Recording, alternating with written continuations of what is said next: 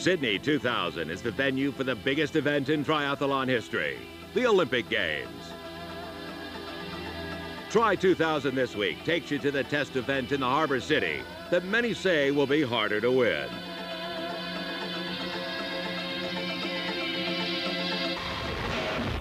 Stay dialed as we go quokka hunting with top American Barb Lindquist. Right.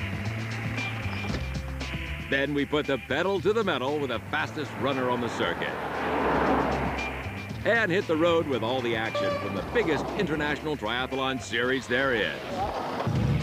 Sydney 99 saw a great contest from Barb Lindquist and two of last year's top Aussies. McKeely Jones won last year and is the favorite in 2000. You just go out there and you do your best you can, and you try to think, well, it's a race. I've done this race before. I've raced these people before, so I know if I give my best, then I have as good a chance as anyone. The most consistent swimmer on the circuit is Barb Lindquist. With Olympic selection on the line today, she'll be tough to beat.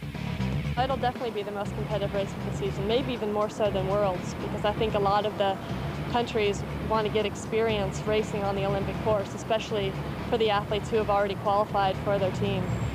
Former world champion Jackie Gallagher is one of the fastest runners on course. She could make the podium if she swims well today. I've done everything I can do, and you know, I don't think I've overtrained, but I've certainly put in the work, and you know, I'm just looking forward to seeing where I'm at. Let's hit the water now with the toughest race of 2000. So then away they go on the 1.5 kilometer swim. For the first time this year, Christine, we're actually seeing the girls in wetsuits. Yeah, those wetsuits do add buoyancy, so they're going to be moving a lot faster out there. Not as good for those who are really good swimmers like Barb Lindquist off the top. Well, cold conditions indeed, but straight away Barb Lindquist of the USA and Nicole Hackett, the former world Australian junior champion, are the early leaders in this as they go to the first buoy. They have got a great gap, as you can see, from the rest of the pack. This leading pack going through now. Yes, Barb and Nicole both have pulled ahead. They know they have to stay clear of this chasing pack if they have a chance to hold off on the bike and hold on to win this race, which is something both of them really want to do today. And what a melee that chasing pack really is. You can see the gap now between first and second, some 8 meters between Lindquist and Hackett. And oh, that's the world champion. That's Loretta Harrop of Australia out already. That is so disappointing for Loretta. She came into this race with a serious knee injury, but was forced to start in order to be eligible for Olympic qualification for the Australian team. Well, they're coming to the end now of the swim section. Lindquist it is who leads for the USA out of the water. She's some 10 meters ahead of Nicole Hackett in second place.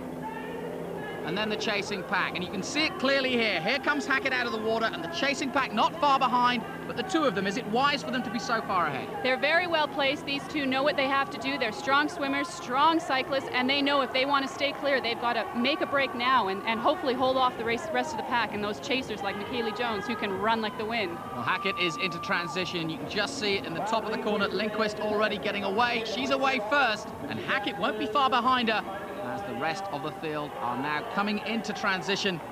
And here they come now. Jennifer Gutierrez of the USA. You just saw there Laura Reback of the USA and Christine Hart of France.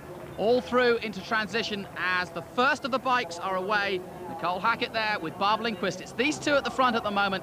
There in third place is Joelle Franzmann of Germany, and just behind McKeely Jones with the rest of the pack. The swim result, Lindquist first, Hackett second, and Magali Mesmer in third place. Back to the bike race then, and it's these two, Lindquist and Hackett, pulling away now from the rest of the pack, but will they be able to sustain it? McKeely Jones leading that chase pack. Well, those two have trained together all winter in Australia. There they go through one of the tightest turns on the corner. That's where they get the most benefit being in a small pack. They know each other's strengths. They've worked well together. They're great friends, so they may just be able to hold off that chasing pack with McKeely Jones in the lead. Well, this is going to be a real drama now. These two trying to hold off as they go down the hill once again. And the pack is going faster indeed, as you can see here. There's a faster pace between them. It won't be long before they're catching up, I'm sure. McKeely Jones pushing this group on now. Down the hill again, into the cobbled section come the leaders. And it really is tight here. You've got to be careful. We've been hearing there might be the possibility of rain. A few spots as we see Evelyn Williamson of New Zealand, Joelle Franzmann going through, and Vicky Husgaard of the Netherlands in that group. And as we predicted, they have been caught, so it didn't work. It didn't work. It is a big risk when you take it off the top, but those girls know they're taking that risk. In this case, it didn't work out, but as you see Barb Lindquist there, she is still pushing the pace, even though she's been caught by that chase group. And here's the second chase pack, and it includes Jackie Gallagher of Australia. She'll be very disappointed with that, the former world champion. as the girls head for another right-hander. And oh, that's someone down. That's Nicole Hackett and Barb Lindquist and Magali Mesmer. Well, the top three swimmers all down in their slippery conditions, as we mentioned, and disaster for them. That is a disaster, the top three athletes. Here they are back on their bikes, though. They're bruised, they're battered, but they're strong, and they're still powering on. And it looks like they've caught the leaders, and Barb is in the lead again. Yes, she is. Barb Lindquist, it is, leads it into this right hand, and she's down again, though. Oh, Lindquist is down again. And someone else is down. It looks like Nakanishi, but this is disaster. Poor old Barb Lindquist, twice down. That's how bad and tough the conditions are. These girls really pushing it to the limit, and sometimes too far. Franzman there, just going through. Michaeli Jones with the pack. Well, I can't believe this race. It's unbelievable. You can see the tires are spitting up water there. The conditions are treacherous out there. It's slippery. And here comes Joelle Franzman. She's made a bit of a break, getting a clear run into transition, which is a huge benefit when they've got a chase pack coming in behind. Yes, Franzman of Germany with a clear transition. Here comes Michaeli Jones, though. We know how strong a runner she is. Michaeli is one of the strongest runners in the field. She's also one of the most consistent athletes in the field, so she is a danger to all of those running alongside her. Away goes Jones. Franzman will go with her, and not far behind will be Magali Mesmer, number 6, and the rest of the group. And you can see them all clambering away of transition now, and there's going to be a pack of strong runners behind them. These two, Franzman on the left, Michaeli Jones already beginning to pull away, heading away from the Opera House. Let's take a look at the bike result. Isabelle Mouton of France, the fastest. Hussard of Netherlands, 2nd. And Bartholomew of the USA in 3rd. Michaeli Jones, then, it is who leads. I can see Magali Mesmer just behind there. She'll be a strong runner as well. Michaeli Jones will be wanting to keep an eye on that. Franzman still in 2nd place. But already now, Mesmer has moved up to 2nd. So this could be a sprint to the end. And these two very, very strong indeed.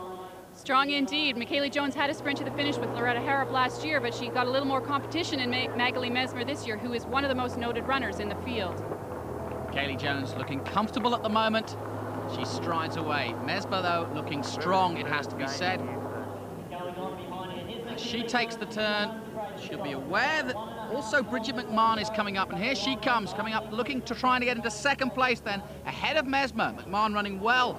She's come up 4 places very quickly. And Jones can see the gap between the 1st and 2nd and 3rd between these girls. There's Mesmer now dropping down to 3rd.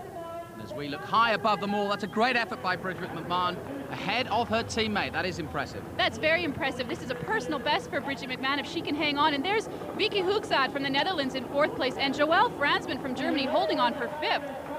But they're not going to catch Michaeli Jones as she heads towards the finish. A brilliant display of running by her. And a brilliant race in these conditions. The Olympic course, remember, and the Australian takes the line and takes the win. This a dress rehearsal for the Olympics, and she would love nothing more than to finish here in September like this. Would she ever? What a weight off her shoulders to make her spot on the Australian Olympic team. There's McMahon. That's a personal best for her in 2nd place. And 3rd across the line is Magali Mesmer, the Swiss teammates. Also great results for them at this course. Those three well ahead of the rest of the field. Let's take a check on the run splits. McMahon, Jones and Mesmer, the top 3 runs. And Karen Smyers also running strong for the USA in 4th. Let's take a look at the overall results. Michaeli Jones at home in Australia, in Sydney, takes the win ahead of the 2 Swiss girls, happy with their day's work. You can't win the race unless you're in the front, so I just wanted to make up as much ground as I could on the bike and see what happened on the run.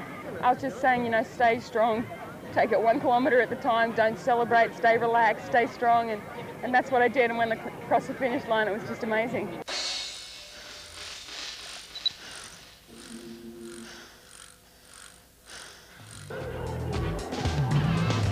Barb Lindquist crashed while leading the race and again in the lead pack before crawling to a 12th place finish here in Sydney.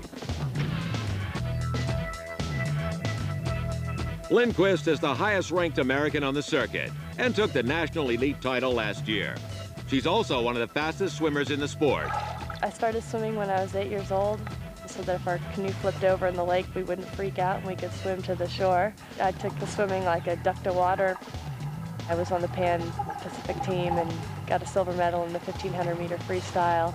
And then my last race was in Cuba in '91 in the Pan Am Games and got a gold and 2 silvers there. I stopped competing in '91 because it just wasn't fun anymore. I moved to Jackson Hole, Wyoming, where I live now, to be a ski bum for a year and wait tables at night. A friend of mine was doing a triathlon and I thought, hey, it sounds like fun. I was an amateur for a couple years and then met my husband Lauren on a bike ride in our home in Jackson, and asked him if he'd want to come down and watch the race and kind of be my support crew. Right. He watched the race and he saw this potential for me to take the triathlon to the elite level, and he also saw the potential for me to be his wife as well. We were married about 8 months after that, and on our honeymoon I did my first 2 pro races.